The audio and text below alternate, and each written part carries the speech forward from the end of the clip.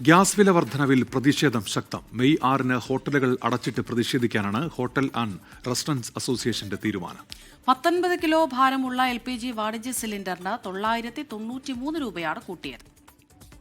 വിഷ്ണു സുരേഷ് ഉണ്ട് കൊച്ചിയിൽ നിന്ന്. വിഷ്ണു, വലിയ പ്രതിസന്ധിയിലാക്കുന്ന തീരുമാനം എന്നാണല്ലോ ഹോട്ടൽ ഉടമകൾ പറയുന്നത്.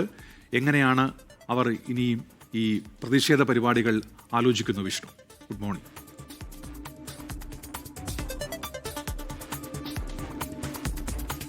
Umesh, good morning. ഈ ഹോട്ടൽ വ്യവസായം മുന്നോട്ട് കൊണ്ടുപോകാൻ പറ്റാത്ത രീതിയിലുള്ള പ്രതിസന്ധി ഉണ്ട് എന്നാണ് ഹോട്ടൽ ആൻഡ് റെസ്റ്റോറന്റ് അസോസിയേഷൻ ഇന്നലെ നടത്തിയ യോഗത്തിലൊക്കെ വിലയിരുത്തിയത്. ആ ഒരു പശ്ചാത്തലത്തിലാണ് ഒരു സൂചനാ പണിമുടക്ക് നടത്താനുള്ള തീരുമാനത്തിലേക്ക് എത്തിയത്. 6-ാം തീയതി ഹോട്ടലുകൾ അടച്ചിട്ടുകൊണ്ട് പ്രതിഷേധിക്കുക.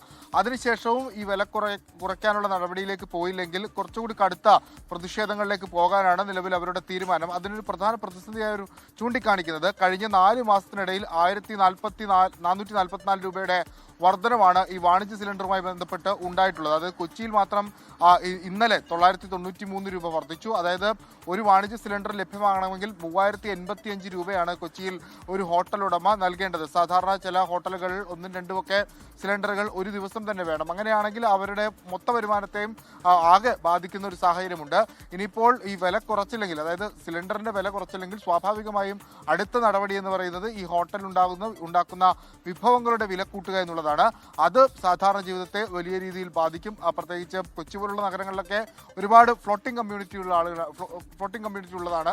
ആളുകളൊക്കെ ഹോട്ടലുകളെ ആശ്രയിക്കുന്നുണ്ട്. അപ്പോൾ ആ വില വർധനവ് കുടുംബ ബജറ്റിനെയും ജീവിത ബജറ്റിനെയും ഒക്കെ മാറ്റി മറിക്കാനുള്ള സാധ്യതയുണ്ട്. അങ്ങനെ പല മേഖലകൾ കേന്ദ്രീകരിച്ച് ഈ വിലക്കയറ്റം, ഈ വാണിജ്യ സിലിണ്ടറിന്റെ വിലക്കയറ്റം സാധാരണക്കാരുടെ ജീവിതങ്ങളെ കാര്യമായി ബാധിക്കും. അതുകൊണ്ട് അതെല്ലാം ഒഴിവാക്കുന്നതിന് വേണ്ടി വില കുറയ്ക്കണമെന്നുള്ള ആവശ്യമാണ് അവർ മുന്നോട്ട് വെക്കുന്നത്.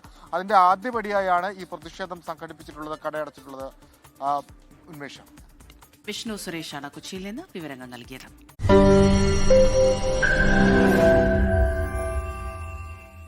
ലോകത്തെവിടെയായാലും ഏത് സമയത്തും 24 വാർത്തകളും ഓഗ്മെന്റഡ് റിയാലിറ്റി പാക്കേജുകളും എക്സ്പ്ലെയിനറുകളും വിശദമായി കാണാൻ ഞങ്ങളുടെ യൂട്യൂബ് ചാനൽ നിങ്ങൾക്ക് സബ്സ്ക്രൈബ് ചെയ്യാം.